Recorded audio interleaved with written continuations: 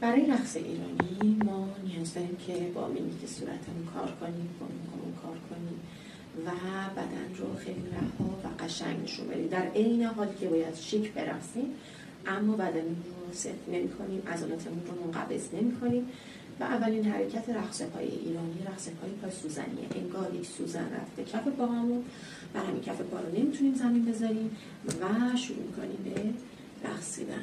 با این پای سوزنی ما میتونیم انواع رقص‌های مختلف رو داشته باشیم و شروع کنیم.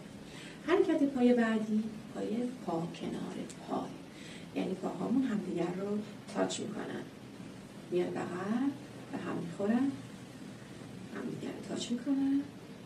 حالا برای اینکه ما بخوایم ثابت وایسیم، یک جا در مرکز وایسیم، این دوتا با همدیگه میخورن، اما برای اینکه بخوایم بریم به سمت پهلو، پایی که در جهت اون یکی میخوایم حرکت کنیم میخوره به اون پای بغل، سمت بعد هم به همین منوال.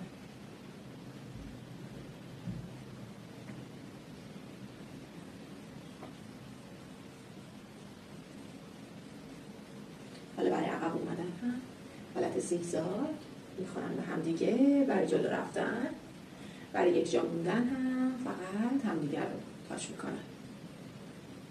حرکت بعدی پا رو پای، پا باید بیاد یه نیم دایره بزنه و پای زیری بیاد کنارش. بریم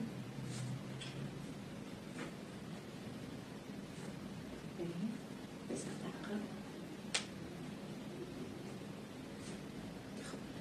حرکت بعدی پا پشت پای، پا میره به سمت عقب و میاد دوباره سر جاش، عقب.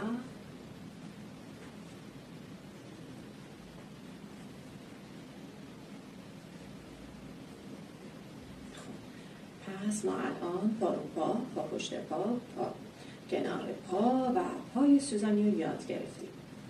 حالا از چیزی که میخوام بهتون یاد بدم حرکت‌های دستشه که ما باید به این رقص‌های پامون اضافه کنیم. ما حرکت دستی که داریم حرکت دست موج دریاست.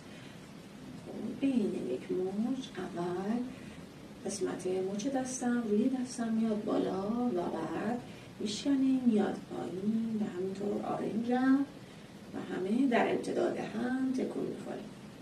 یک دو، یک دو. حالا این موج ما میتونیم جفتی با هم تکون بدیم، میتونیم تکی تکون بدیم، میتونه یکی بیاد بعد نوبت اون یکی و بعد یک سمت.